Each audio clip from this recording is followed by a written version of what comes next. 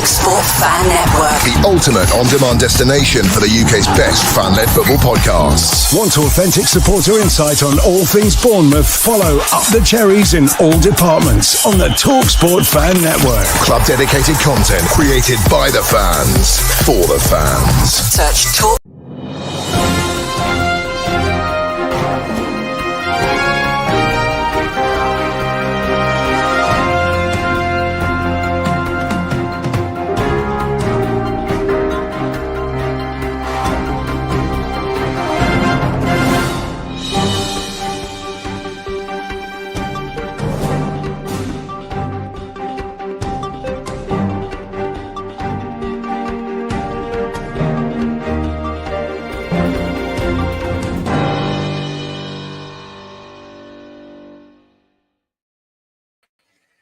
Hello everybody and welcome to Up the Cherries in all departments and Huddersfield Fan TV.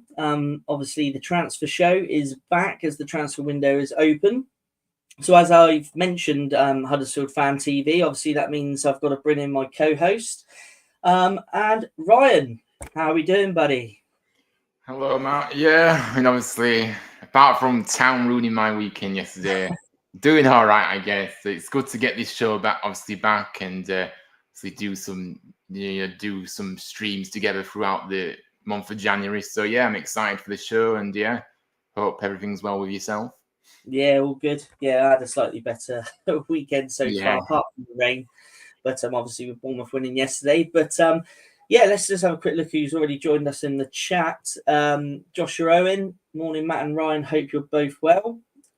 And great intro. Smash in. Well, should we get cracking then, Ryan, with the with some of the EFL first? Shall we take a look at League Two? Yeah, let's do this. Yeah. So yeah, I will take the reins and do this. Obviously, Jaheim Headley moved to Port Vale on the permanent transfer, undisclosed as always. Town never disclosed how much we're getting for players. It's been a theme for ages now. But yeah, undisclosed. But look, obviously, he made 54 appearances for us, including 13 all competitions this season. So he's been a very much big part player for us. He's only really played in the cup competitions, and he's been very underwhelming. Obviously, he's been at the club since 2017, and obviously, been on loan spells as well whilst being here to build his experience. But yeah, for me, it's a move that comes as no surprise to many of us Town fans, to be fair, because, like I said, he's really struggled for game time because of his very poor performances. He's been very underwhelming, and obviously a lot of questions about his attitude as well in application for quite a while now, going back to last season and things. And I think it's a move that suits both parties because, obviously Headley will be looking to get his career back on track, and obviously it's a good move for him dropping down another division and seeing how he gets on at Port Vale. But like I said, wish him all the best. But yeah, that was a deal that was rumoured for a while, to be fair. I think there was Bristol interested in leading up to transfer, Bristol Rovers interested in leading up to the transfer window. But yeah, obviously he's moved to Port Vale. So yeah. So where did he start? Did he come through your academy, or has he come from elsewhere? Or? Yeah, he's pretty much come through our academy at Town, and yeah, obviously, like I say, he's been out on loan spells to various clubs throughout that time, obviously to build up experience and things. But yeah, it's not really worked out the way we wanted it to. So I suppose really the only sort of benefit there is that obviously you've made money on a player that you've produced yourselves. So. Yeah, absolutely. Yeah. Be interesting to see how he develops and progresses at Port Vale. This one here was one that caught my eye. Yeah, absolutely. Obviously at the moment, Carlisle are really struggling in League Two at the moment, and obviously this is a real interesting signing. I think it's a brilliant signing, actually. Obviously Carlisle at the time when I did were in the relegation zone. Obviously, I've had a lot of issues in that midfield area as well. And obviously, Embleton made his name at Sunderland, coming through the academy there. He's played at various, 4 different youth levels for England as well. He's played 92 times in all competitions for Sunderland, which include 23 championship matches. But injury issues have plagued Embleton in recent years. If you just look at his injury record, obviously especially at Sunderland, had that ankle ligament injury, and obviously kept him out of Sunderland's second half 22-23 season. And then obviously in a loan stint at Derby County the following season, he played just twice before tearing his thigh muscle. And obviously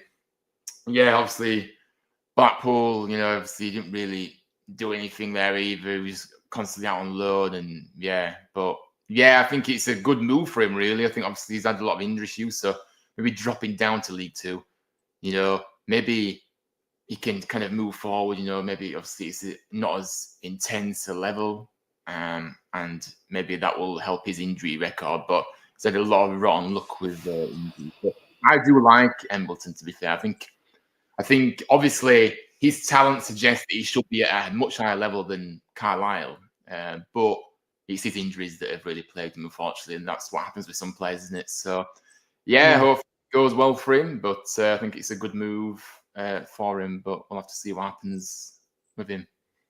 Yeah, definitely. And what we plan to do on the transfer show is to bring news across all of the EFL and Premier League as well, and sometimes beyond as well.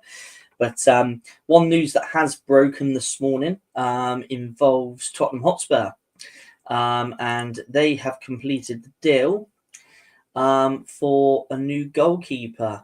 Ryan, I don't know if you saw the game yesterday, the Newcastle match. I didn't see it, but I did hear that I think they had to put like a young keeper in. I don't know if he's their third choice, was currently their first choice, or a third choice, or what. But I believe, obviously, with the injury to their first choice keeper, and I think Forrester was ill.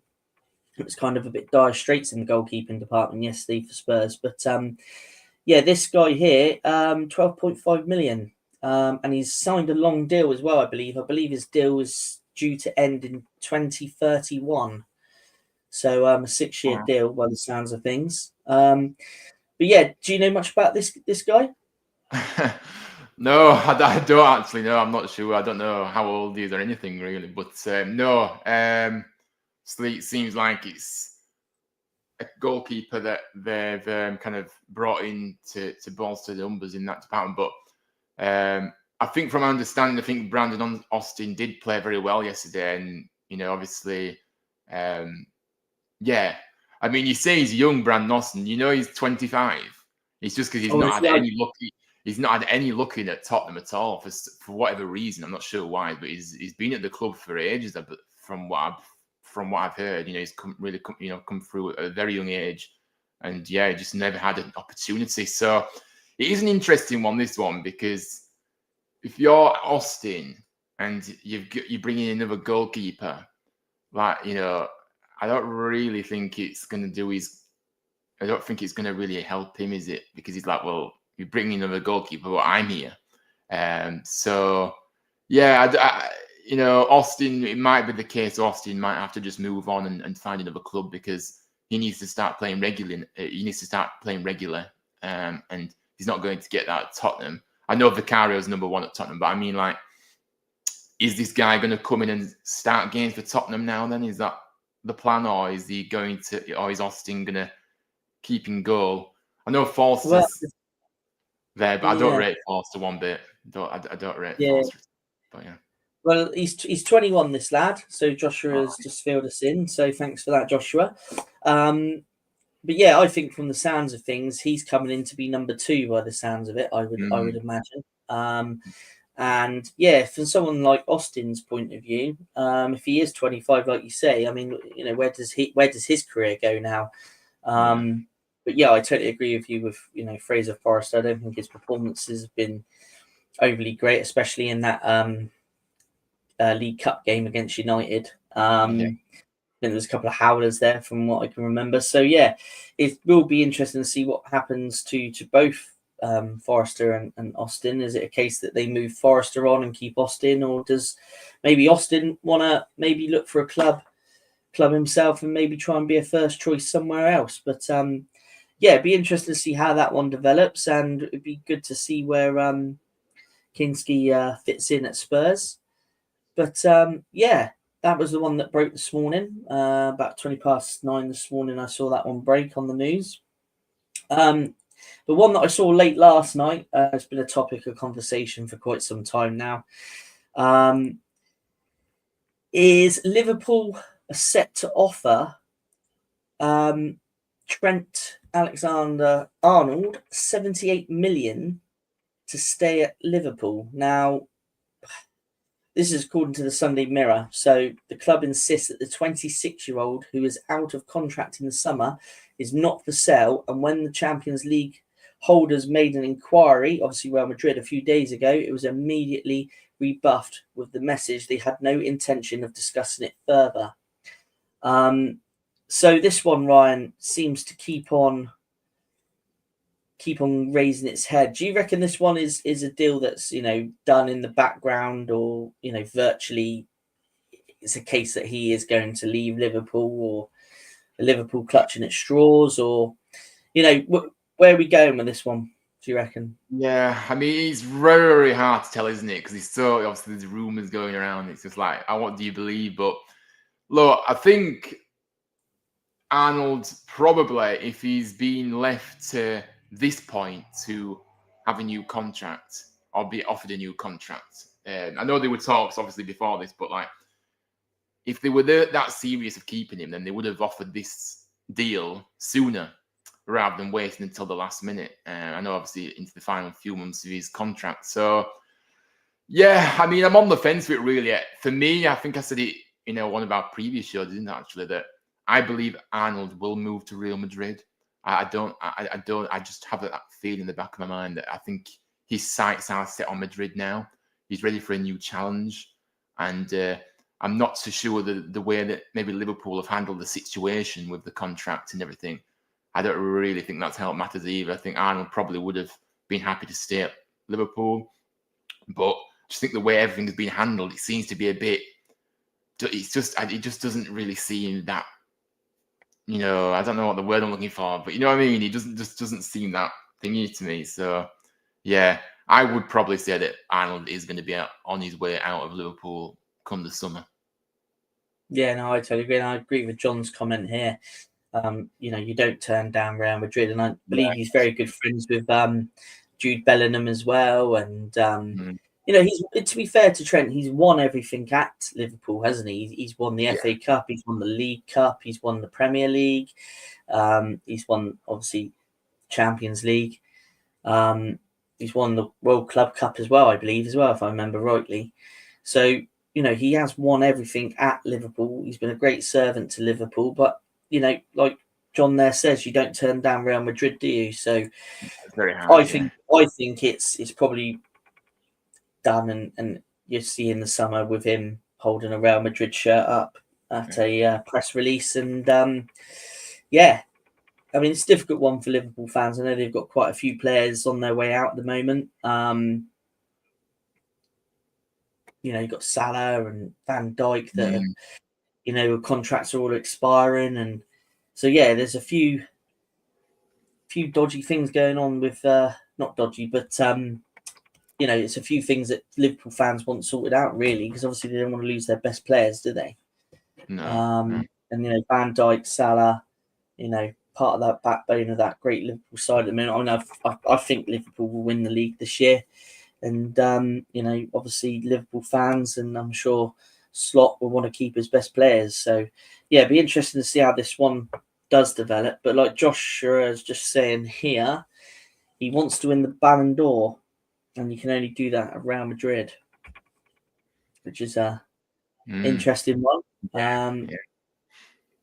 But we'll see how that one pans out, how that one develops, and I'm sure on future shows that will crop up again at some point. But back to the EFL briefly then, Ryan. Let's take a look at League One. So current deals in League One. Yeah, so of course, League One, obviously, starting off here with obviously Ruben Ruskin joining Huddersfield Town, of course, on the permanent transfer from Eredivisie side Heracles. Almelo. I can never say that. I probably say it wrong. Anyway, obviously, this guy is a left wing back, which we've been desperately needing since Mikael Miller's been injured. Got that serious injury, which will rule him out for pretty much the most of this season. I can't see him. Might see him maybe the final few games of the season, but can't see him. He might not even play again this season. But we'll have to wait and see how it goes. But yeah, Ruskin is 24. I mean, obviously, a lot of people may not know who he is. I don't know who he is either, to be fair. But he has obviously got a bit of pedigree. Yesterday? Pardon? Was he in the squad yesterday? Was he involved yesterday, or was it too early? I'm going to get into that in a moment. Don't worry. Oh, sorry. He signed a 2.5-year deal with us. By the way, he's playing 15 Eredivisie matches for Heracles this season. Now he's won promotion to the Dutch top flight with Heracles in 2023. So obviously he's got a promotion, to the top flight in Holland there. So he's got a bit of pedigree coming. But yeah, yesterday he didn't start the game, but he did come on, and he ended up getting himself sent off, which just pretty much sums it up. Now, to be honest with you, from where I was sitting in the stadium, it wasn't a red card. I haven't watched it back, to be honest with you, because I just haven't been in the mood to, because I was so angry at yesterday's performance and result. But what a horrible start, regardless. Even if people are saying on social media that he did lunge in a little bit, and he was putting the referee in a situation where he was going to get sent off for it. So it was maybe a bit foolish. Some are saying it wasn't a red card, so I'm not too sure. From where I was sitting, it wasn't. But look, a horrible start to his career, and it just sums it up at the moment in this football club, because we needed that area. We signed this guy. He was ready to come in because he played minutes, in his, back in Holland. He was ready to start games. He only didn't start the game because he hadn't trained much with the group, because you had to wait for his permit. So that's why he didn't start the game. But he was going to be a regular starter for us, and he's ended up getting. So we're back to square one. So we haven't got a left wing back, and if it's not going to be turned down, if we're not going to appeal it, he's going to be out for 3 games. I think a red card is, for a straight red. So yeah, frustrating, but he's here, and we'll see what happens with him. Yeah. So did you mention what position he played? Yeah, left wing back. So he's an area that we needed to strengthen, because obviously Miller's been out. Miller got that serious injury that's ruled him out for pretty much for the entirety of the season, pretty much. I mean, he might be back in end of March, start of April, but then he has to get up to speed with things. So I don't know if we're going to see him this season. So yeah, it was an area that we need to strengthen. Okay. Now this one, there seems to be a little bit of a development sort of late last night, I believe. There's been actually a bid accepted for this player, but the club's been unnamed. But it's believed to be Bolton Wanderers. Yeah, absolutely. Obviously, yeah, Joe Randall, obviously, yeah. Bolton interested in him here. Obviously, a bid, apparently from them, accepted. Now, they've been chasing him for quite a while, actually, because last summer they were actually unsuccessful in their attempts to sign him. It was reported to be a 7-figure amount as well offered last summer, but, the deal didn't happen. Obviously, Randall is 25. Obviously, he's scored on numerous occasions this season for Peterborough. He's done more than enough to put himself in the shop window from his performance that he showed this season for Peterborough as well. Now, 25 years of age, so he agreed a 3-year deal to keep him at the Western Home Stadium in August last year, but just 1 month later, obviously, manager Darren Ferguson revealed that the player wasn't happy at the club. Now, he did look to be set to be left out of Peterborough's plans after that, but he's managed to force his way back into the first team, and obviously he's probably done more than enough to earn himself a move away from his current side now. He's currently the highest paid player at Peterborough as well, I believe. I think it would have made sense for him to move on for both parties if he still feels unhappy there, which I don't know if he does. He might be feeling still a bit, well, suggests that he might still be. Bolton, obviously, not in the automatic promotion mix right now, but they are still in contention for a top 6 place and could force their way into the playoffs sooner rather than later. But Bolton will be getting a player who can contribute in the final third. Something that will be particularly important with, obviously, Kyle Dempsey, who obviously has got injured for them at the moment. One of the key players, obviously, creative spark, scoring goals as well. So he's missing now through injury. So somewhere that they need to strengthen. So yeah, let's see if it looks like it's pretty much a done deal. Obviously, a bid accepted. So just personal terms to be agreed now then. And looks set to be moving.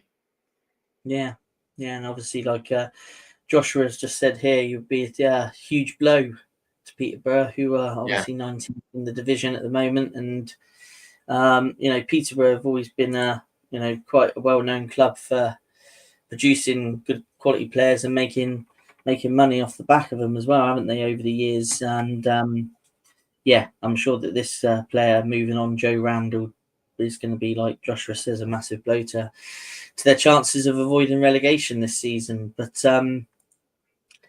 here's an interesting one. Bit of money being talked about with this one.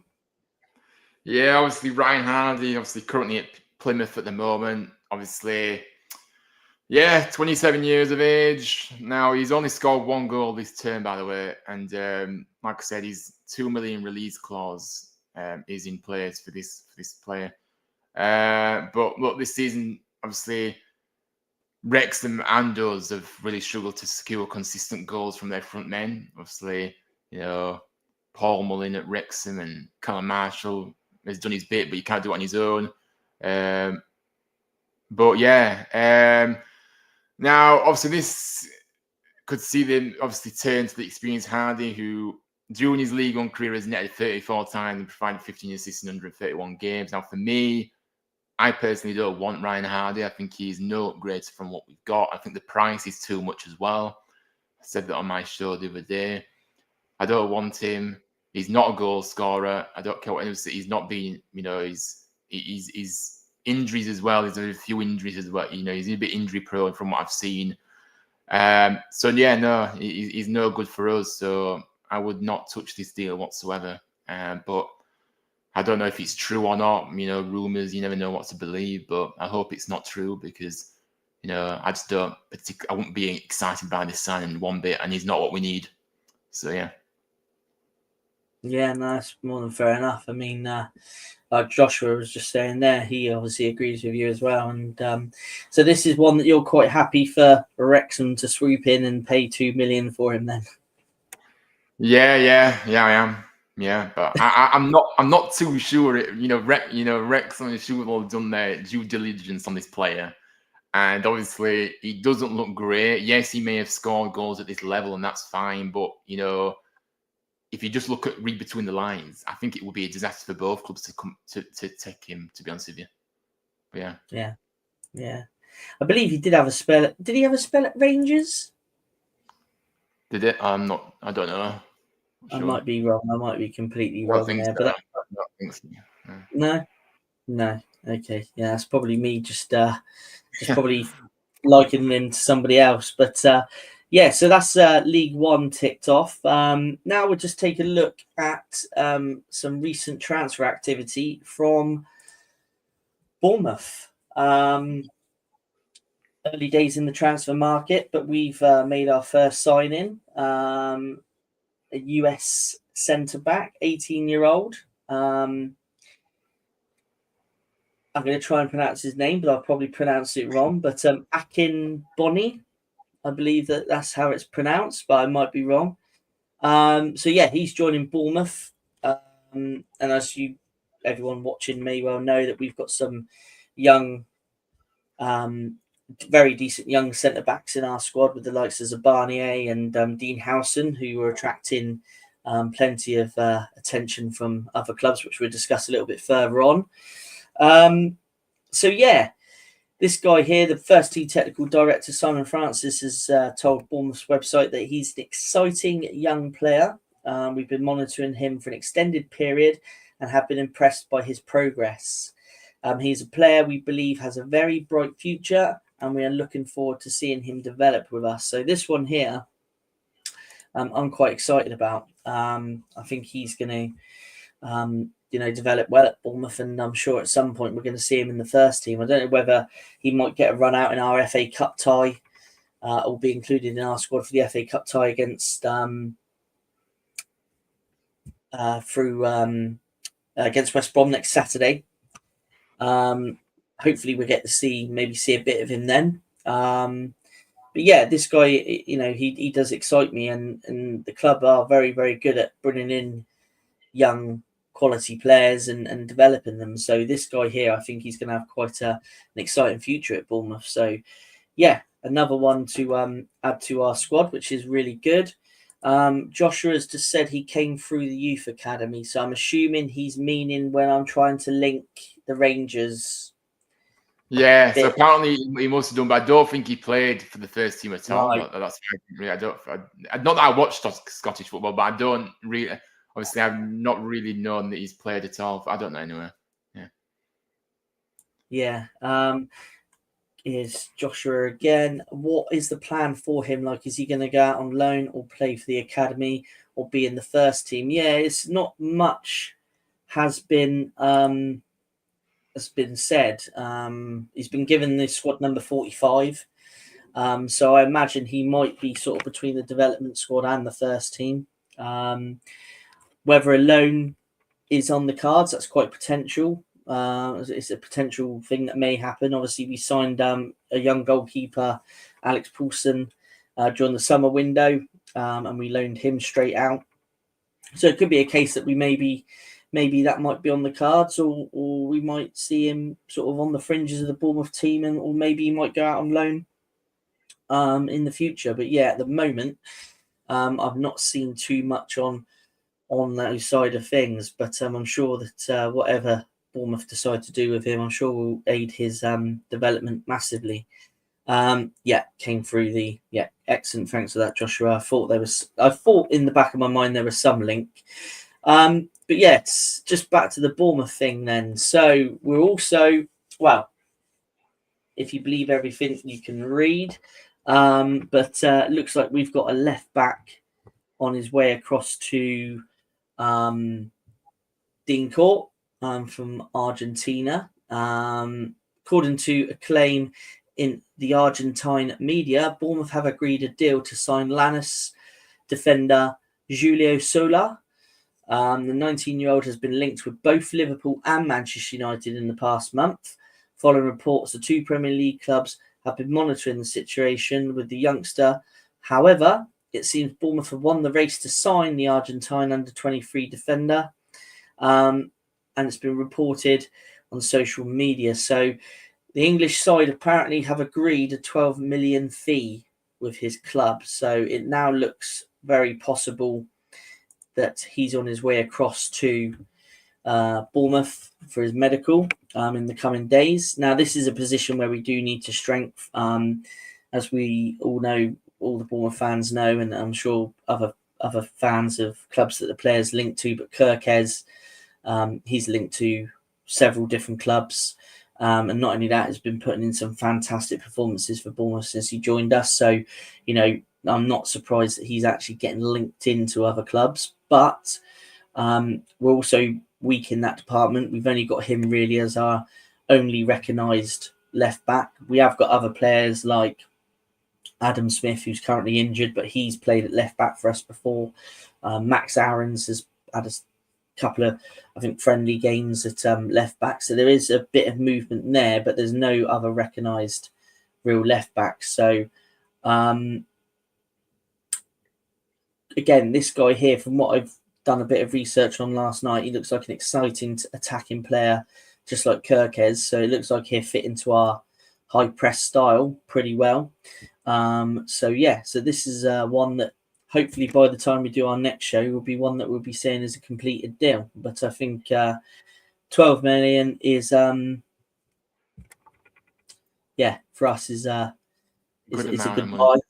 Definitely a good buy, especially if Kirkes we spent similar money on, and now they're talking 40 million. So it could be a good investment for the club long term, and he could eventually fill a void if we do unfortunately lose Kirkes, which obviously we all don't want to see happen, but we know how football works. Joshua, touching on this subject, that they've signed a 17-year-old that can't join the club until the summer when he turns 18. So it looks like they don't need this guy. So that's fine. We'll take him quite happily. United don't want him. But just go back to Argentinian players are proper, full of grit and steel, aren't they? Proper hard-working players, proper, aren't scared of a tackle. Really feisty players, and I think it's going to be a good deal for you guys actually, and I'm sure he'll come in and make a real impression. Yeah, no, definitely agree with you there, buddy. I mean, it's definitely, like I say, it's a void that we need to strengthen in. And like you say, the way that the Argentinian players, play, he's going to really add some real good, strength and grit, as you say, and passion, so passionate, yeah. And he looks passionate in that picture there. He looks like obviously he's celebrating either a win or something there, so you can see he's got passion about him, and it'd be great to see him. Be great to see him in a Bournemouth shirt, I'm sure. So that one will hopefully be done by the next time we do a transfer show, and hopefully we can have a further update on that one. Here's something that obviously none of us is liking. This is seeming to be in the press, on the media, sort of every day now. Dean Howson, he's coming to the Bournemouth side recently. We've got Marcus Senesi injured, so he's slotted straight into his place. And he looks absolutely comfortable there. He's put in some fantastic performances. He scored a couple of goals as well for us. He's a threat from an attacking perspective, and he's a great defender as well. So no surprises that he's starting to catch the eyes of big European clubs. Again, he's only 19.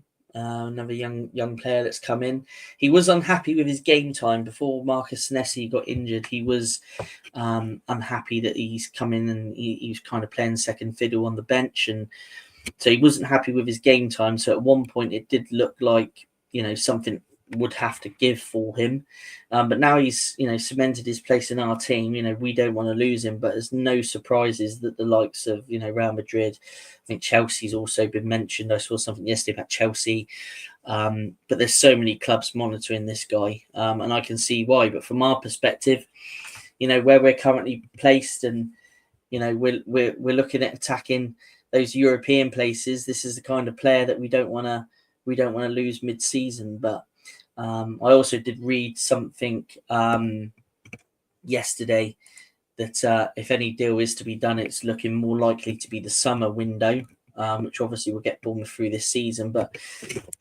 no football fan wants to see them lose their best players and their players and their teams break up. So there's quite a few Bournemouth players that we want to keep hold of over the next few windows, and hopefully that we can kick on with them. But yeah, Joshua, absolutely spot on, mate. Dean, he is a massive threat from corners. He was unlucky yesterday not to get a goal from a corner as well. So yeah, definitely a player for us that we don't want to lose. Ryan, have you seen anything of Dean? Have you seen? Well, you must have seen the United. Yeah, obviously I watch a lot of the Premier League, to be fair, so I know, and obviously I know, yeah. A lot. I think he's a very good player. He's clearly a player that plays way above his years. He looks right at home in your defence and looks comfortable. Got some real quality about him. And obviously, his performances have already, made other clubs take interest in him, and I think that's a real credit to himself. And yeah, so. And like you said, he is a threat from set piece. I think he scored. Yeah, he did score against United. I thought he did. Yeah, I thought he did. So yeah, he's a threat from set pieces, but also defensively looks very good as well. So look, yeah, and he's still only 19. Crazy. So really like him. And look, let's see what happens. But from your perspective, obviously you don't want to lose him, but I think this is the problem, though, isn't it? When players do excel and overachieve, then you are going to get interest from clubs like these that are seen to be bigger, obviously a lot bigger. So, yeah, fair play to him. Yeah, player that's years ahead of his age. But yeah, let's hope we can keep Dino for the future. But yeah, a couple of other players that are heavily linked. We know that we got Semenyo linked as well, which we'll have a look at very briefly. shortly. But these two also attracting attention from European clubs and top Premier League clubs. Yeah, he is right there. And he scored against Spurs. And unfortunately, John's got a very good point there. Players like these two that are here, Zabanier, attracting a lot of attention. Obviously, Man City have had some defensive injuries across the season. So he's been linked to them. Spurs have been mentioned this week. PSG has been mentioned before Christmas. Chelsea now as well. We're looking at both of these players. And Kirkes is attracting, Liverpool, which I can see that. I can see the reason why Liverpool are looking at Kirkes. Obviously, they tend to say Robertson's days are numbered. I think it'd be a great replacement for him, but obviously, I want him to stay at Bournemouth. He's fantastic. He's fantastic going forward. Great defensively, not scared of a tackle. He put a great tackle in yesterday on an Everton player. You can guarantee every game he's going to give you 110%. Zabanier, class at winning the ball, class with his feet. Two players here that we really, really want to keep hold of. And no surprise that big teams are in for your players. Bournemouth have been great. Yeah, you're absolutely spot on, Joshua. We've had a great season. Hopefully, there'll be no further developments on these two between now and the transfer deadline day when we conclude our transfer shows. So hopefully we won't be talking about any Bournemouth players leaving too much, just hopefully players coming in. But that kind of wraps up some of the transfer news for Bournemouth. What we're going to do quickly is we're going to quickly welcome in. You'll remember him from the late night football show that myself and Ryan do. And it's Joe. Oh, yeah. Hello. How you doing? Not bad. Happy New Year to both of you. And to you, my friend. Kirkes would be a good option for United. I think he'd be a good option for several clubs, but hands off. But anyway, just before we get started on our next feature, let's have a quick look at the Premier League rumour mill.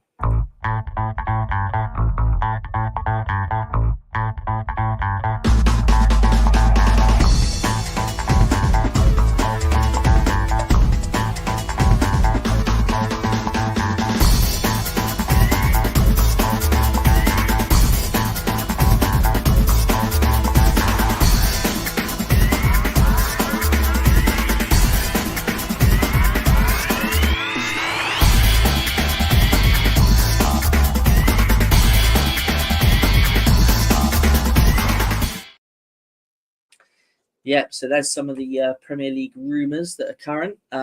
As we just touched on some of the Bournemouth players there, Semenyo, he's obviously linked to several clubs, and he's been quite instrumental in our attack this season, and we don't want to obviously lose him. So hopefully, hands off from those clubs that are linked to him. But guys, did you see any potential rumours there that kind of interested you guys? What's it called? Nico Williams to Arsenal. I think that'd be a brilliant move, actually. I think it'd suit him, and I think it'd be a really good move for Arsenal as well, actually. And obviously, Atletico would get quite a bit of dosh from it as well. Yeah, that's one. I remember watching him obviously during the Euros, and I thought he was an awesome player. And I think you're right, especially with the injuries to like Saka, and I think Sterling's not fit for them either, is he? And adding him into their squad would definitely enhance their squad. I definitely agree with you there, Ryan. Any there that maybe for you? I do agree with you too. Obviously about Williams, I think that probably was one of the standout ones for me. I think obviously really good player, really talented player. I think feels like he's ready to step up now. No disrespect to obviously Atletico, but I think he's ready to step up. He's ready to come to the Premier League and ready to showcase what he can do. I wouldn't like to see him go to Arsenal, but I would like to see him in the Premier League. That's for sure. I think he's a real talent. So but apart from that, can't see any others. But yeah, Yeah, no, that's just some interesting names there. I think there was another player linked to United there, and we're going to touch on United very shortly. Is there any sort of truth behind that rumour there, Ryan? I'm not sure, to be honest. Obviously, Mawani is surplus requirements at PSG now, so you could probably, if you look at it from that perspective, possibly. But for me, I would not. He's not the answer to United's issues, in my opinion. And I don't want to see him at United. He's not good enough. He's not an upgrade. And no, I don't rate him. So hopefully it's not true. I'm not sure about that. You just said it's not an upgrade. I'm not sure it takes a lot to get an upgrade at Man United at the moment. But we're clutching at straws here, though, Joe, because the reality is okay, he might be a little bit of an upgrade, but is he going to come in and make a really? Is he going to really push United onto, well, presumably where we want to be, get further back up the tail for a start off? I don't think so. He doesn't score consistently. He isn't. He's a bit injury prone. From my understanding, I think he's a bit of an injury prone kind of player. He's also he's unreliable and he's not good. He's not good enough. So I know what you're saying. It's not hard to be better than some of these players at United at the moment. In fact, most of them. But yeah, I want to see higher quality come in. Thing is, though, United don't necessarily have the money for it at the moment. I mean, there's all these rumors. Yeah, I was about to say, there's all these things going around about, United are going to get Victor Osimhen and all that. No, they won't. They can't afford him. They are so short on money at the moment. Why do you think Jim Ratcliffe is making all these cuts on things?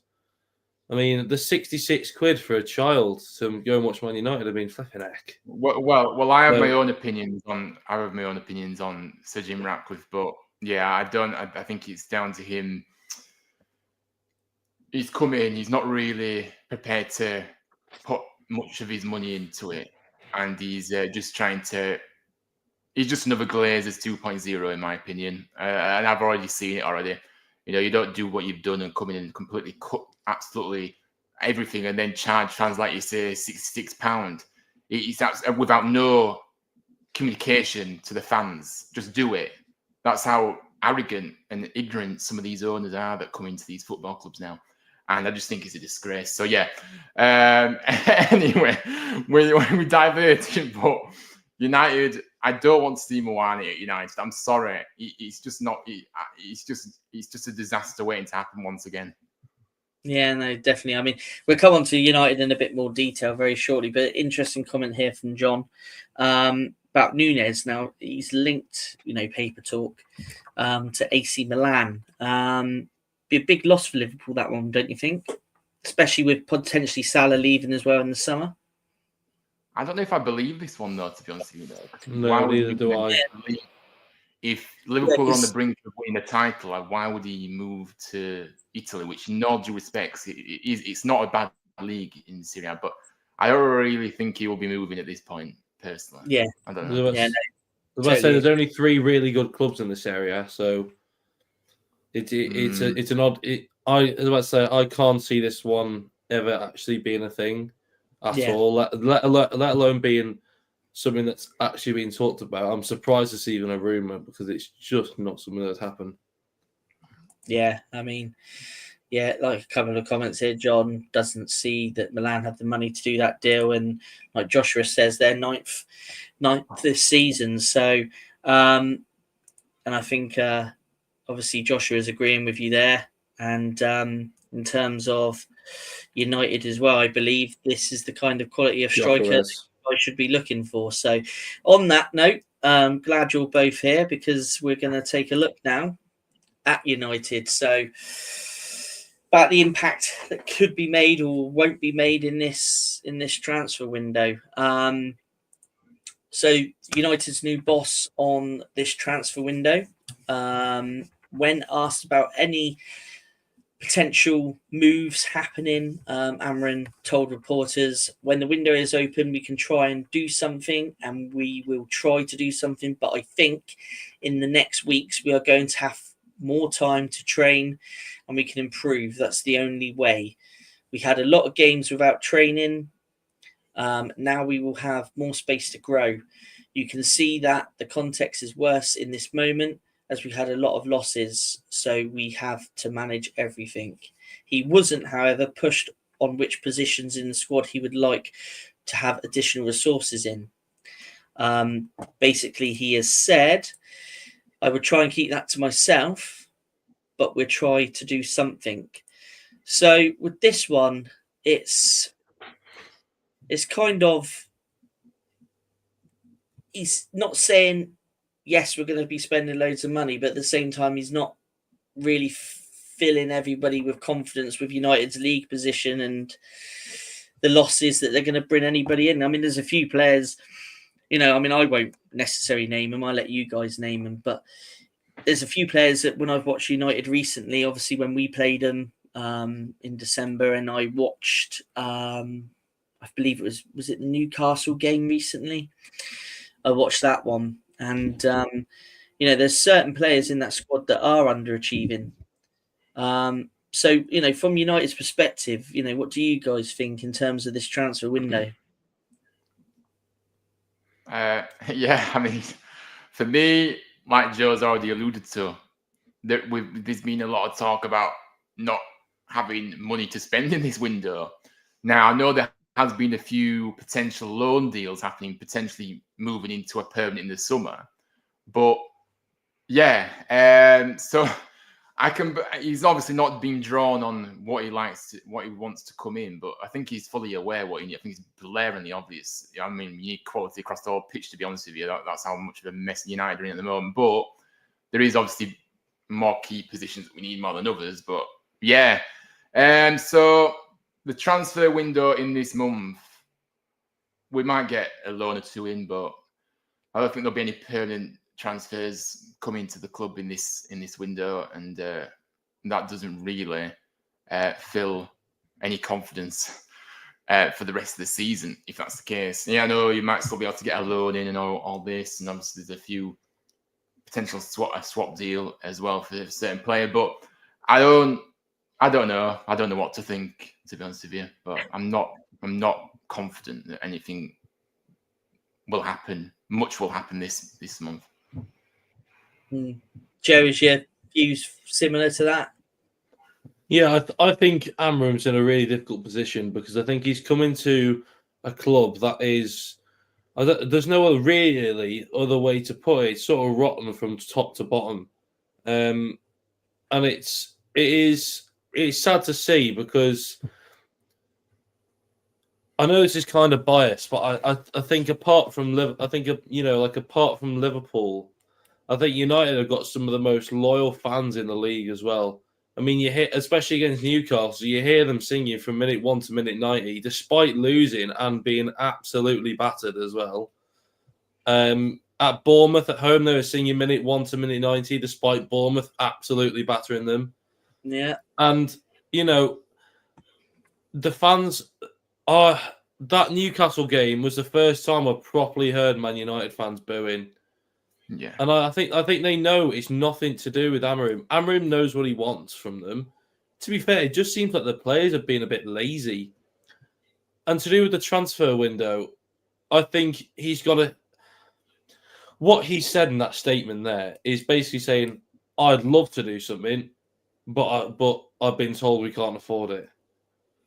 So he knows, he just said, we'll try to do something, but I think we're going to have to do more training, which is basically just saying we can't afford it, so I'm going to brush it off as we need more training.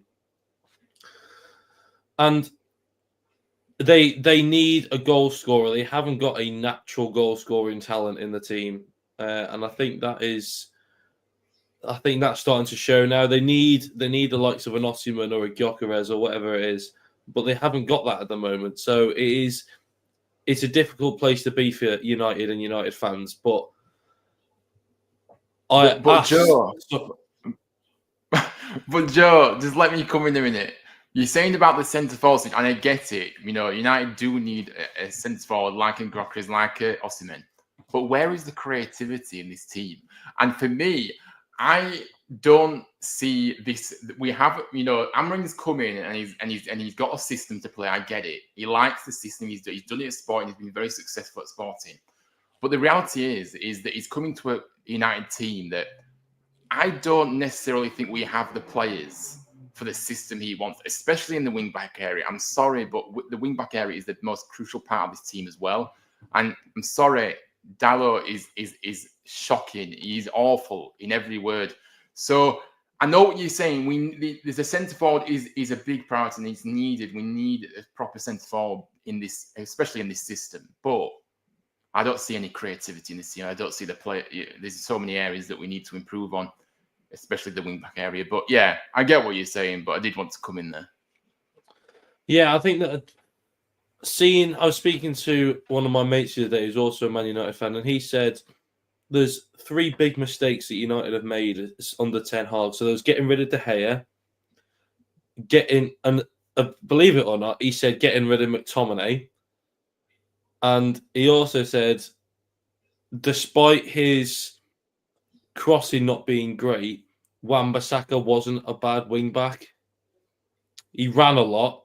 He made a few crucial tackles. Yeah, that was the odd mistake, but he was all right. And he's doing all right at West Ham now, with Crystal Palace now, isn't he? Crystal Palace, their Twitter admin or whatever it is, are going on about him all the time. So he must be doing all right. To be fair, they are low, but he must be doing all right. I mean, yeah. No, Wan-Bissaka's at West Ham. I think he's doing all right, to be fair. But I don't really like McTominay and Wan-Bissaka. We can sit here and say they shouldn't let these players go, but I don't really think. I know what you're saying, but I don't really like. They're not champion. Then by no stretch of the imagination are they Champions League players. Not a chance. I know that. I get that, but there's no ambition within this club to get back up the table. It seems everything you look at and everything that happens every single day, you look at the youth, just think there's no ambition in this club whatsoever. It's all about making as much money as they can at the top and just using the club as a cash cow. They don't care about the football club. They don't care about the fans. They don't care about the history of the club. The Glazers have destroyed this football club to the very core, and we've got another owner that has come in as part shares or whatever, and he's an exact same kind of person. So I'm sorry, I don't know, but United are in massive trouble, and I don't have any confidence at all. And it's just a shambles from top to bottom. The fans deserve better. Like you said, Joe, the fans always turn up every single week, even away from home as well. Traveling hours and hours to games, and what do you get from it? From these players, you get nothing. No commitment, no desire, no passion, no effort. There's no quality in this team, and it's gone on for far too long. And nothing is going to change while these people are still here at the top. Yeah. Good point, Ryan. Sorry, Joe, carry on. What the thing when the Glazers was trying to sell part of the club, one of those 2 people who were trying to buy it. So there was obviously Jim Ratcliffe, who was happy to have half the shares or whatever it was, and then there was Sheikh Jassim, who wanted the entire club. And if he'd have bought it, we'd have been probably the richest club in the world. Bit richer than City, or we certainly will be after they've finished with their FFP stuff. And the only reason Sheikh didn't get it is because the Glazers wanted a say in what happens at the club. I.e., that basically means we haven't got enough money yet, so we're going to stay until we have. So, I mean, like you said, the Glazers are. Nobody wanted the Glazers in originally. Nobody wants them in now. There's a common theme here, and it is the Glazers making poor decisions on things when they're not really football people, are they? Not really football people. They're not massively football people. So, you see them at the odd Man United game, but that's only because it's either a big game or they need to show themselves being there, or otherwise they'll keep on getting terrorised by the fans. the only time they've been there is in those final, the obviously FA Cup final recently. They don't ever go to Old Trafford. They're never there. So, and to be honest with you, the fact that Sir Jim Ratcliffe turns up at Old Trafford quite a lot doesn't mean anything. He's the exact same person as what the Glazers have done for years. He's not going to change his club, and that's what I think. So, he's proven already. Yeah, the debate you two are having is I'm loving it, to be honest. I'm loving it listening here. But I just want to bring it back to something that John's just said about the manager. Now, this is, my in-laws support United. Now I've got a friend down here on the south coast who travels up to Old Trafford quite regular, and so I know quite a lot of United supporters. And like I was saying the other day, is he the right manager but at the wrong time? Because when you look at the squad and the system he likes to play, you haven't got those players in your squad at all, have you, at United? So, this comment here from John, they will sack him in 12 months most likely, which I think really would be a shame, because he is obviously a good manager. He's a good coach. He wants to play his system. He believes in his system, but United can't give him the players to play that system. But he must have known when he took the job what the situation was.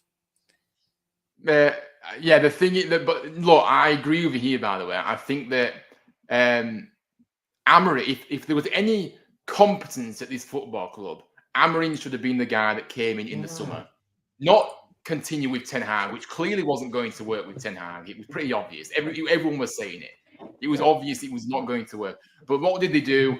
They, messed around and ended up extending his contract, and Ten Hag gets sacked within, we know what happened months after that. So Amorim should have been in the summer. He should have been able to build a squad. He should have had a full pre-season. But unfortunately, the incompetence at this club and the decision making isn't anywhere near good enough. So for me though, I do get what you're saying. Amorim may have known to be some ins and outs about what he would be getting in terms of the budget and the transfer window, but was he really sold the full extent of the story here? Because sometimes owners or clubs actually sell something to a manager, say we're going to do this, it's going to be we're going to give you loads of funds and whatever, right? And then you come in, and then you're actually being lied to, and you're not going to get what they've told you. So false promises, because they've given many false promises to the fans. So I wouldn't be surprised if they've done it to the manager as well. So I don't know anymore. Yeah. Well, let's look at this one. This one here, that the Marcus Rashford saga. We're just seeing so much in the press about this. Joe, what's your views on this? Is it a case that, he must go, it's time for them to cash in? Do they loan him out? Why is his performances, for example, not been consistent? Is it time now for Rashford to leave United? I will answer this question by how I describe Marcus Rashford. I describe Marcus Rashford as one of the most boring, lazy footballers in Man United's history. He's just lazy. He became the front of Twitter for 2 weeks for letting a Luton player run around him like he wasn't there. And it is such a shame, because there was so excitement about him coming to Man United. When he came from Man United's academy, there was such excitement, and he stayed at United all of his life. And he's a Manchester lad, and he is a local lad. But he at the moment he's just playing with such laziness and trying to do all these fancy skills. Everybody knows what he's going to do. He's going to go down the left, cut inside, and try and have a shot. And everybody knows he's going to do that. It's just the same. There's no flair or excitement about the way he plays now. So I think, like Josh has just said, he needs to go. And I think they need to sell him, get as much money from him as they can, which will probably be about 15 quid on the shelves at Tesco. and just get whatever they can for him, because it's just not working. And like I said, because he's a local lad and he's come from United Academy, it's a massive shame. But unfortunately, it's just not working anymore. Yeah, fair point. Ryan? Yeah, I absolutely agree with Joe. He must go. His attitude and body language suggests he doesn't want to be at the club. He's lazy, like you say. He's been, playing back so badly for too long now, and I think it goes back to the big contract he got. He got a big contract at United, and he really, really dropped even further down then. And I think this is the issue. He is a Manchester lad, and it's a shame that he has gone down that route. But unfortunately, he seems to be more involved in his PR team, who keep bringing out loads of rubbish to the media, and keeps carrying on social media like he does. He's too busy invested, going to different events rather than focus on his football, from what I've seen the past 12 months. And I'm sorry, if you were that determined, if you were that bothered about this club, you would be on that training ground at every opportunity, trying to get back up to speed and trying to get back to form. And I think his performances, just walking around the pitch like he thinks that's acceptable. Such a shame. But yeah, no, ready to cash in, and maybe he should have gone a long time ago. To be honest with you, maybe he should have gone last summer. But yeah. Well, just quickly, the Liverpool United game will go ahead. So I knew this morning that they were having some safety meetings, and Josh was just confirmed that it will go ahead.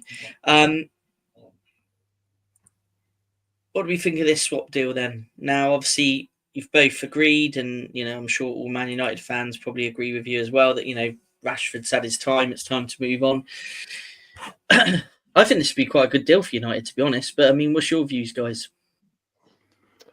Let's be honest. So Victor Osimhen is going to be the best part of anywhere from 50 to 80 million pounds. That's just the way it is. And Marcus Rashford, it would be so United to let him go and then him go and perform really well somewhere else. So I can see United realistically getting 30, 40 million for Rashford. So United will have to dig out 30 million out of their own pocket, I reckon, which I'm aware that it was actually in the news the other week, so I know it's not just rubbish. I think it was Jim Ratcliffe put 190 million into the club out of his own pocket the other week. So, that could be to do with January transfer window, and that's just sort of no other ways to put it apart from putting money in the piggy bank ready to spend on some players. But, they've really got, United have got to get rid of Rashford and then fork out anywhere from 30 to 50 million. So I think this would be a good move. Victor Osimhen is, from what I've seen on Twitter and stuff, is scoring goals for fun at the moment, and he's having a ball there. Hopefully he can play in the Premier League, but as we've seen with the likes of,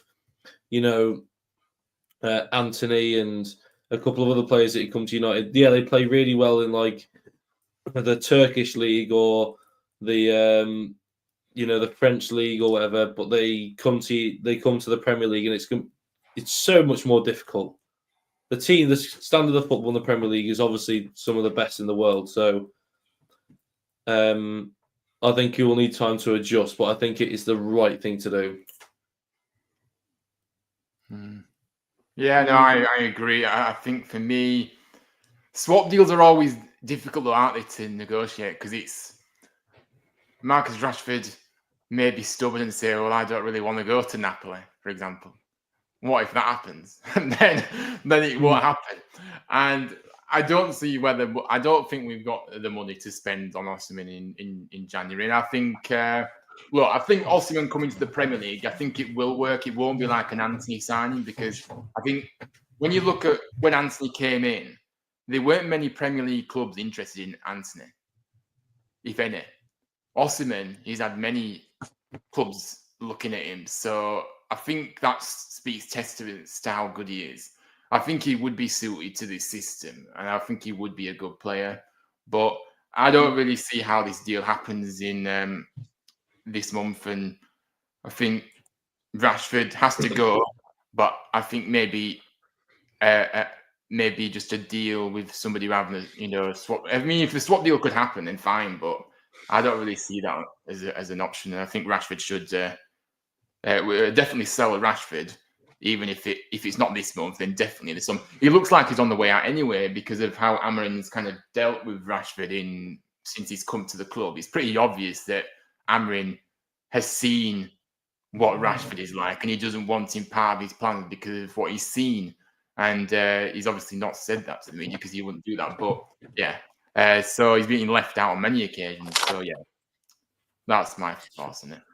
Yeah, no, that's I get what you're both saying there, but as a player, I think he'd be great to go to United. I think he would be, probably not at this time, but maybe sometime in the future. But I think John's comment here is spot on about the player, really. At the moment, it would probably kill his career. But let's move swiftly on to this one. I believe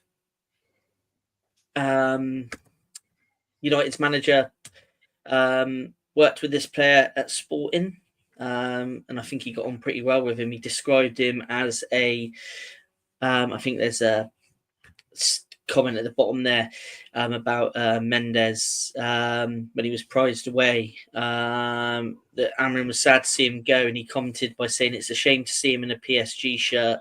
I wish him all the luck in the world. He's missed because he was a really funny kid. So obviously he was good in the squad and he worked well with the manager. Left wing back, which is obviously, would be a very important role to the way that the manager wants to play. Obviously you got players there already, but I don't think they're really suited. I know Shaw's injured, but is Shaw's days numbered? Is he, is he fit enough to do 90 minutes at left wing back? I don't probably think he is now. So from what I've read and researched, it sounds like this guy Mendes would be pretty much spot on for United. Shaw's not fit enough to do the warm up, let alone play 90 minutes of football. Well said, Joe. Well said. A liability, absolutely. Anyway. What do you think on this one? Nuno Mendes is the god of my football manager save with Man United. So I think he's brilliant. He's obviously quick. I see when I've watched Paris play, they always do. They are the French Tottenham. They always kind of win the league, but they never really win international trophies. He's really quick. He's good technically. He'll be if United decide to sign him prior to his contract expiring, then he will be expensive. But if they wait it out and he doesn't sign a new deal, you've got realistically a 300 grand a week left back for free. So I think no matter which way you look at it, he's gonna be expensive, whether it be wages or transfer fee. But Amorim seems to like him, and if he thinks he's a really funny kid, then he'll obviously be a good influence. He'll boost the mood even in the lower times. So, I think with Shaw spending most of his time in A&E, I've got to think this would be a good replacement. Ryan, I mean, agreeing with what Joe says there, but financially, it doesn't look like United can do the deal, surely. Yeah, we don't actually know the ins and outs, but from what I've heard, we don't have much money, so it suggests not. But look, I haven't really seen Mendes play that much, to be honest with you. But obviously Amorim's had a good relationship in the past, and he likes him. He's got that relationship, and he seems to be a good character. think it would suit United to bring him in. But obviously, the quality is the most important. I think you obviously got the quality about him from what I've heard, obviously. So, yeah, I think it'd be a good deal. But I don't. Again, it's all about the money. I don't know how we are going to do it. So I don't know how the club is going to be able to afford it at this point. Who knows? Yeah, I mean, it looks like maybe. I mean, he's got a deal with PSG until June 2026. This might be a deal for United. Like Joshua said, he's keen on joining United, so this might be a deal that you see happen in the summer potentially, because it doesn't look like he's extended his contract at PSG. So I'm sure at some point they're going to want to probably cash in on him. Yeah. No, I was just going to say it could be a loan. It could be a loan potentially. I don't know. Anyway. A loan to buy kind of deal. Yeah, it could be one of those kind of deals. Yeah, that would work. There we go. Keith is saying Shaw should only play left back in the changing room for United. Shaw should not be at the club at all. He shouldn't even be here anyway. This one here, goalkeeper. So obviously there's a bit of a goalkeeping situation at United, isn't there? We know we've got your first choice. How do you pronounce his name, Ryan? Is it I can't remember. Your first choice, Onana. That's it. Onana, that's him. Who had a pretty decent season for Inter Milan in the Champions League one year, and then I think that kind of provoked United to purchase him. And obviously you've got a Turkish goalkeeper as your number 2. Is that right? Oh, he's awful. He's awful. He's awful. The worst. That Tottenham game was the worst goalkeeping performance I have ever seen. Yeah. I've seen better goalkeeping on the Sunday League pitches of Birkenhead than that. Yeah, that's oh my lord. Yeah. Well, and you're right, Joshua. Linked to this guy a year ago. He's been linked to United a couple of times, but it looks like obviously Tom Heaton as well is probably going to go in the summer. He's been at United as a third choice for a couple of years now, hasn't he? So it does look like you're going to need some input with the goalkeeping department. So Suzuki, he's meant to be on United's radar with goalkeeping overhauls expected in the new year. Don't know whether that's going to happen in the new year at United, but there has been a timely link with young Japanese goalkeeper Zion Zuki. The impressive number 1 has been on United's radar since 2023 when he was playing for the Red Diamonds in Japan. Suzuki snubbed a move to United that summer, opting to join St. Trudine instead. I've got no idea who they are, to be honest with you. Not going to lie. In the summer of 2024, United were also linked with him again before he made another step up to join Serie A side Parma. It seems United will be keen for a third-year run-in, with the Japanese expert journalist Marco Moella claiming that the 22-year-old is on United's radar. He reveals that Erik ten Hag had a phone call with him in 2023, indicating how close he was to joining. But United are set to battle Bayern Munich for his signature in the whether it's now or in the summer, but it appears to be at some point. Goalkeepers. Well, if you're fighting to get a deal with Bayern Munich, United are fighting a losing battle here. I don't know why you turned down Bayern Munich for Man United. Yeah, I get it, but people do. No matter how bad we are, the Premier League, the players still want to come to the Premier League.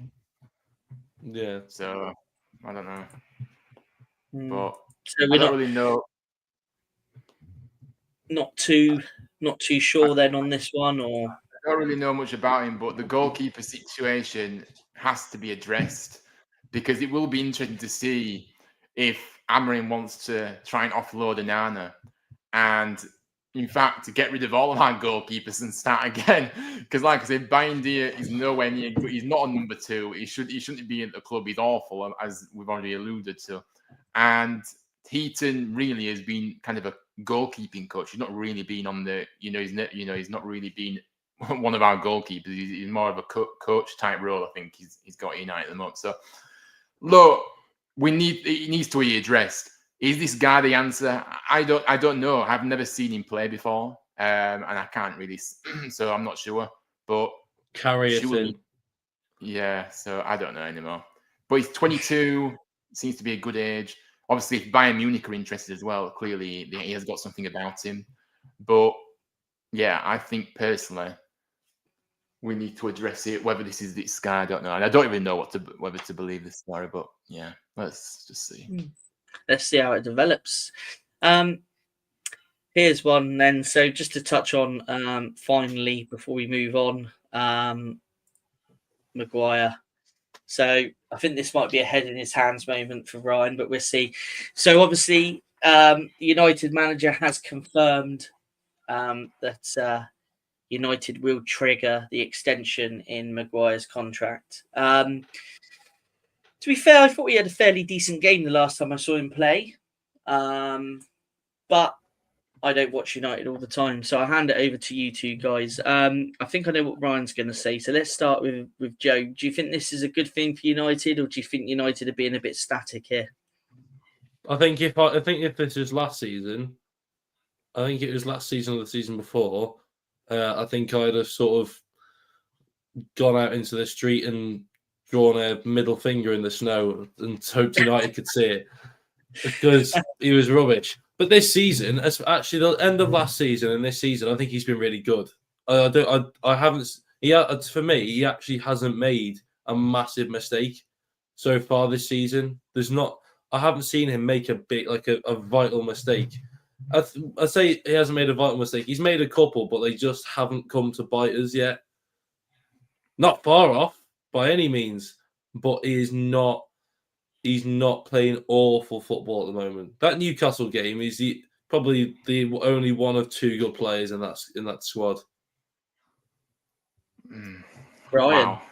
Where do I even, guys? Where? Look, Joe. In all due respect, right? We're comparing a play. We're saying he's playing good, right? What I don't see anything in this, and we're comparing him to the rest of the defenders and the rest of the team, right? He's good, but what does good actually mean? It doesn't mean amazing, and it doesn't mean poor either. It means okay. Why are we accepting mediocrity? He's been at this club for far too long, and I'm sorry, it shows the lack of ambition at this football club. And I don't care if it's only a 1-year extension on his contract. It's 1 year that we shouldn't be paying this player to play football, because I'm sorry, people say that he's done well since he's come in and, obviously recently. I'm sorry, I don't see it. I don't see it. He's defending. He's too busy pulling on people's shirts and actually defending and trying to win the ball for a start off. He's not a ball-playing centre-back. He can't play with his feet. He gives the ball away far too much. So this is where I've got a big thing about, this is where I've got a big thing about Amorim as well, because Amorim has accepted this. Now, if you're going to go down this route of accepting mediocrity, which that is what I call, he's a mediocre footballer. He shouldn't be at Manchester United, and he's nowhere near the level that is needed at Man United as a centre-back. But if Amorim's going to accept this, then the project's finished to me. And I can't believe in this project. Because if you're accepting players like this, even if it's an extension for a year, I don't care. You're accepting players like this. You are going down the path of every other manager that has failed since Sir Alex Ferguson, accepting mediocre decisions like this. So for me, I'm not happy. I had a big rant about it the other day, and I can't bear to see this guy play for another year at this club. I think it's a shocking decision. There we are, rant over.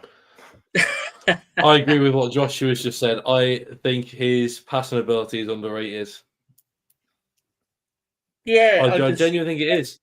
Yeah, I think he's getting on now, so I think 32 will be a good time for him to go. So I don't mind the 1 year, but I think if United were to get rid of him, they should have got rid of him 2 years ago. But now they've kind of he's still here kind of thing. I think he's not a bad player to keep on going with. Yeah, like you said, his distribution's all right. He's not great technically. What top team would have him, Joe? What top team would have him? Tell me, who would have him? Nobody. So why is this club accepting at the moment? Player? It's not good enough. And I'm sorry, we want to get back to where you want to get back further up the table, presumably. Well, that's what fans want. The club may not want it, but fans want it. So he won the Premier League. Huh? He won the Premier League. Right. I'm not going down this route of a fairy tale here. He's not good enough. He shouldn't be at Man United, and he's Was he even at Leicester when they won it? I don't know. I think so. Don't think he was. I need to have a look now. I don't think he was. Stop backing your argument with false information. Right, I might massively be in the. You're gonna have to check this one, Joe. I don't think he did. I don't think he was. I think he Do you know what? Do you know what? He played with some people who won the Premier League. Yeah. We'll take that one. Yeah. Anyway. Yeah. Well, he's come second in the Premier League. Yeah. Well, it's good to see that you both passionate on your argument there with Maguire, but yeah, interesting one. I don't know. I kind of see it sitting on the fence that maybe until United, build the squad they want, maybe a year isn't the end of the world. He might be a good squad player, but I mean, who knows? I'm not going to get involved in your debate. I'll let you two fight that one out. But to be fair, the squad depth is so minuscule at the moment. I think he's sort of the only option. So he has got to accept him for now. Not that I want United to accept the mediocrity, but I don't want them to think, oh right, okay, well, we've let him go now, but now we've got no money to replace him, so we're kind of stuck here. Having said that, why are you making excuses, Joe? Why are you making excuses just to keep him for another year? There's no excuse. In the summer, there is many players out of contract in the summer, by the way. So there's a lot of players, coming off that wage. But presumably, if they don't get, I don't think they'll extend quite a lot of these players that are out of contract in the summer. Hopefully, you never know. So there is money. I think money in the summer will be easier to come by. So getting rid of Maguire was a no-brainer for me. Like I said, he should have gone 2 years ago, but he refused to go, and we're stuck with him. So. No, let's not make excuses now. But anyway, he is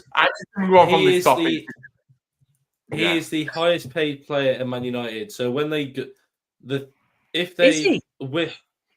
think he's either the highest or second highest paid player at Man United. I don't think he is. He's only on 190k. There's players on 300. Only 190. Only 190. No, I'm comparing what other players. Casemiro on 350k. Obviously, Rashford's. Obviously, around that. Rashford, honest to God, Rashford is worse than Maguire by a huge margin. But we're comparing a player that's completely disinterested in the club to somebody that just isn't good enough for United. So that's just not a comparison you need to make. But yeah, well, anyway, United's so bad at the moment. Let's move on. But if you build a squad, you need to build a squad not with Maguire in it. Let's just settle that debate there. It's only the 5th of January. We've got a while to go. We got a while to go. Yeah, it's a long way in the transfer window. Let's see what happens. But let's actually. He might be gone. Yeah, he might do. He might go. You never know, Ryan. He might get your wish. He might. The contract extension. You never know. The contract extension could have simply just been so United get a better price for him. Yeah, that's one way of thinking about it. No, I think if Amarin's come out and said that he wants to keep him, and say all these things, I think he's done. But I'm not. I'm just expecting him to stay for another year now. Well, before we touch on the EFL Championship, let's just have a quick rundown on some of the deals that have been done in the Premier League. So obviously the AFC Bournemouth deal we discussed a little bit earlier on. Villa transfer movement is just the loan player Lewis Dobbin, who was recalled and then reloaned out to Norwich, which we discussed earlier. Brentford have sent one player out on loan so far, Ashley Hay. And Chelsea have recalled one of their players from Boca Juniors. Palace have recalled also a player from Oxford United, and Southampton have brought one in from Sao Paulo, a player called Wellington. Don't know much about him, to be honest. And Ronnie Edwards has gone out on loan to QPR. So I'm sure there's some other deals that have potentially been done, but that's what I've got listed at the moment. And I shall continue making the list throughout the transfer window as we do more shows throughout this window. So quick one here. Believe it or not, Wayne Rooney. Yep, he did. He did actually give him his debut in the MLS. I believe he made 8 appearances last season in the MLS, but Rooney actually did give him his debut. So he must have been really young then, 'cause I think he's 18. So he must have been about 16, I think, when he made his debut. I might be wrong. Wellington is a Brazilian left back, and he joined on a free. Okay, thanks for that. Thanks for that, Joshua. Excellent. I think Southampton need prime Messi and prime Ronaldo to even stand a chance of surviving. Yeah, absolutely. They look set to probably break the record for the lowest points in the Premier League history. But they're still on 6, aren't they? They're still on 6, yeah. I believe it was 13, I think. Derby got relegated on. Craig's obviously in the chat now here. Correct me if I'm wrong. But I think it was 13. But yeah, Ryan, over to you, buddy, for the transfer news in the Championship. So with this one then, this one just been talked about. This one was a really interesting one. It's probably one of the biggest ones that's happened so far. Ashley Barnes returning to Burnley. Obviously a player that, spent 9 years at Burnley before moving on in 2023. Obviously 35 now, though. So obviously, at the last stage of his career. But he did score 67 goals in 293 appearances for Burnley in his first stint. Obviously, so he joins Burnley, who I believe are second in the Championship at the moment. I will be looking to help the club back to the Premier League now. I think this is an interesting one because I think he won't be a starter, but I think he's a very valuable player to have from the bench, and will come on and make a big impact. So yeah, obviously he's highly regarded around those parts, and I think it's a deal that I don't think anybody really expects him to return to Burnley. But yeah, it's happened. Obviously, it didn't really work out for him at Norwich. It wasn't the best move for him, to be honest with you. Burnley have got a player obviously on the quest to get back to the Premier League, and I'm sure we'll chip in with a few goals here and there from now until the end of the season. So for me, fantastic deal, even if he is 35 now. So he was actually loaned to Norwich from Burnley, yeah? No. He joined permanently. He joined. He was joined because he was released by Burnley. So he joined Norwich. Yeah. So Obviously, yeah. Okay, sorry, I'm with you. I should have read what I put together for you there. Sorry. So yeah, obviously Burnley can see that he can make an impact between now and the end of the season. So I'd expect that Scott Parker is going to use him maybe as an option from the bench to maybe change games that aren't going their way, probably, just to try and see him across the line to get him back to the Premier League. But the next one, Ryan. There's been a lot of talk about Villa recalling him because I think he was doing well at West Brom, wasn't he? Wasn't he scoring quite a few goals there? Absolutely not, and this is why he was recalled. This is why he was recalled. Right. Yeah. So we kind of get. Sorry, just before you start, Ryan. There was a player. He might have been playing. Was he playing in League One and was top scorer of League One? And Villa recalled Louis him? Barry. Yeah, is Louis that Barry. The one Villa? Did Villa recall him in the end? Yeah, he did. Yeah. I think the idea is to send him out on loan to somebody like Leeds or something like that. Apparently. Okay. Yeah. Sorry, that's where I was getting confused. Sorry, back over to you, Ryan. Sorry, buddy. Yeah, no. So I think this is an interesting move, and I think obviously it's only a low move, but obviously Aston Villa reportedly paid Everton 10 million for this guy last summer, and obviously they loaned him out to West Brom, who they was hoping it would work for him there, but obviously he didn't at all. Obviously, 22 years of age. Obviously, he can play on the wing, but he can also play up front as well, I believe. Now, like I say, he did struggle at West Brom. He made 18 appearances, but scored, with just one league start, without scoring a goal. So yeah, they obviously saw that. They brought him back, and obviously it clearly wasn't suiting him there. So they want him to gain experience. He wants to play regular minutes as well, because obviously, like I say, one start out of 18 games is just nowhere near enough. If you're a loan player, you need to be going to a club and actually playing.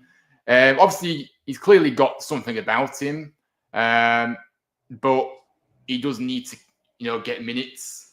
It's been a very stop-start career for him probably the past few years. So, yeah, again, I think Norwich have got a player that is going to add something to their team. I think he's a good player, full of pace, and I think, I think we will see him do well here. I'm feeling optimistic about it. So, yeah, that's my thoughts on it, really, and that's what's happening with Dobbin now. So let's see how he does. Okay, interesting. And this one I found quite intriguing. This one because, just one that I wouldn't have expected. Yeah, look, obviously, Emmanuel Latte-Laff is a player that has been on Premier League clubs' radars for quite a while, to be honest with you. He's a really good player, obviously a striker. Like I said, Leicester are struggling in the Premier League. They need goals, and this guy will certainly give you goals.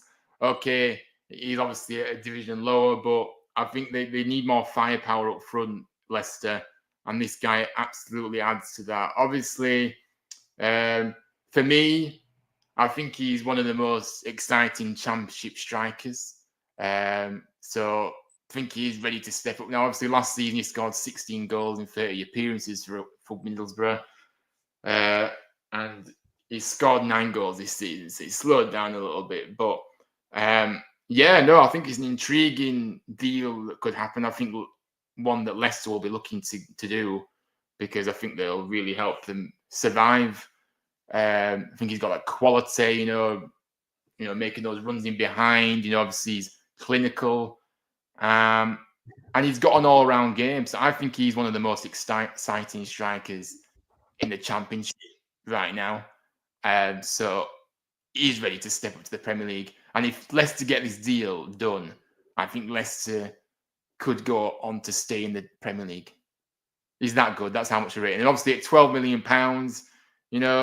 it probably, by the way, it will be around 12 million, but with add-ons, the figure will rise considerably higher than that. Because I believe Middlesbrough did reject a bid around this 12 million mark last summer for him. So, yeah, it will be a bit higher. But, yeah, that's my thoughts on it. And let's see how it develops. But don't know how true it is, but I did see it the other day. So I thought I'd include it in this part of the show. No, excellent, Ryan. And just to round up the show then, here is just a look at some of the deals that have already been done in the Championship. So Bristol City have loaned out Rob Atkinson to Portsmouth. Burnley have made a couple of signings, obviously Ashley Barnes, which we've just touched on, and Oliver Son for an undisclosed fee. Luton have made a transfer in. Christ Makoso, something like that. I'm not too sure now to pronounce the name, unfortunately. But they brought one in to add to their squad. Lewis Dobbin, obviously, to Norwich. But they've also sent a player out for an undisclosed fee, which is believed to be January the 15th, that the player would join. Christian would join them from Young Boys on January the 15th. Oxford have got one player that's been recalled by Crystal Palace. Obviously, Portsmouth's player in is Rob Atkinson from Bristol City. QPR have loaned in Ronnie Edwards from Southampton. Sheffield United, Sam Curtis. He's come back from Peterborough at the end of his loan deal. West Brom, Paddy McNair, San Diego FC. That's the end of his loan period. And obviously Lewis Dobbin was recalled by Villa.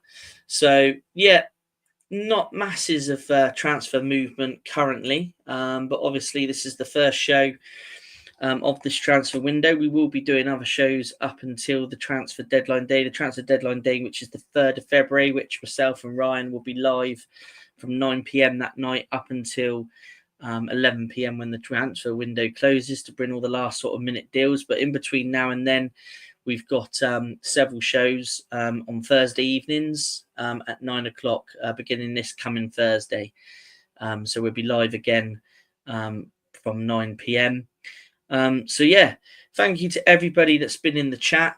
It's been great to have everybody participating in the show. Thanks to our guest, Joe. Any activity on the Tranmere front, buddy, in terms of transfers, just before we go? You're on mute. You're on mute, Joe. Mute. Honestly, God, pay money for microphones that go on mute. I mean, how disgusting. Yeah, it's all kind of up in the air because, you know, Nigel Adkins, I reckon, had we lost yesterday against Carlisle, it'd have been gone. But because he's Palios' mate and because we won the game 1-0, he's probably got about 2 more months left now, even if we lose a load of games. So I reckon we'll get 1 loan player and one permanent player. The permanent player is believed to be Paul Glatzel from Swindon Town, who was originally on loan with us from Liverpool as well. And then he did his ACL and was out for ages. And he's gone to Swindon. He's actually been okay. And we want Premier League, probably a Premier League or Championship loanee who can score goals. We are desperate for a... No, I'm all right. You can have him. I'll drive him there if you want. I'll drive him there, yeah.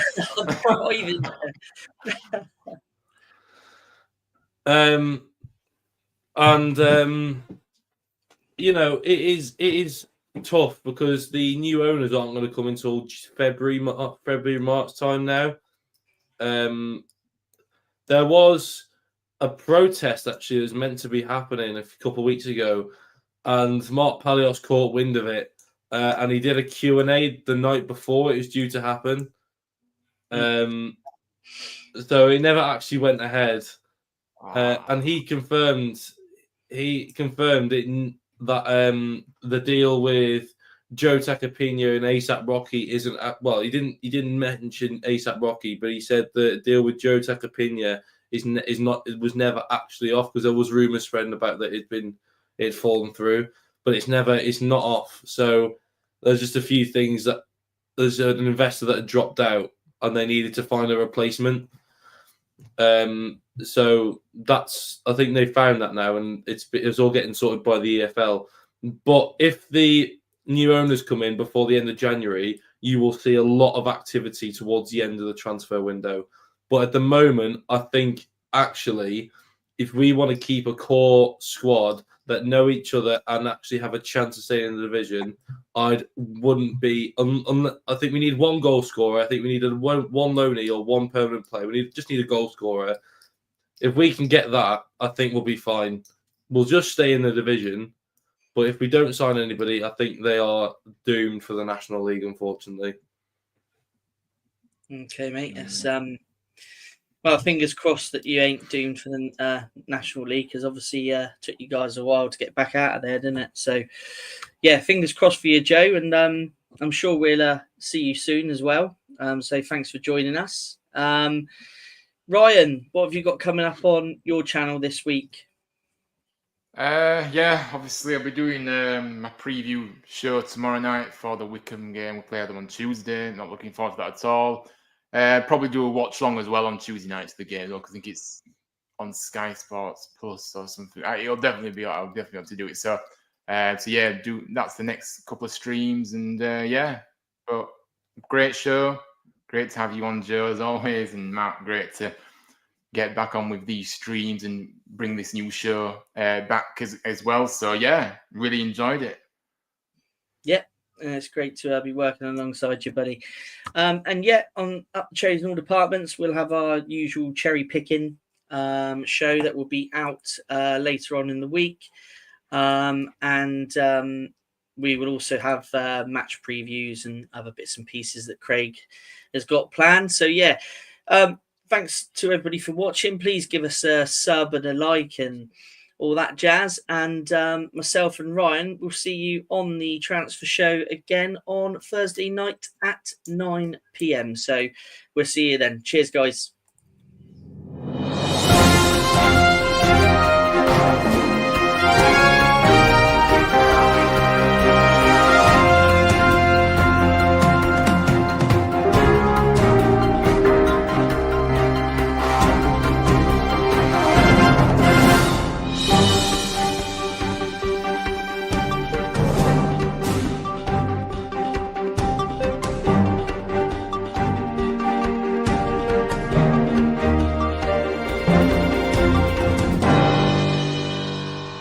TalkSport Fan Network. The ultimate on-demand destination for the UK's best fan-led football podcasts. Want authentic supporter insight on all things Bournemouth? Follow Up the Cherries in all departments on the TalkSport Fan Network. Club-dedicated content created by the fans, for the fans. Search TalkSport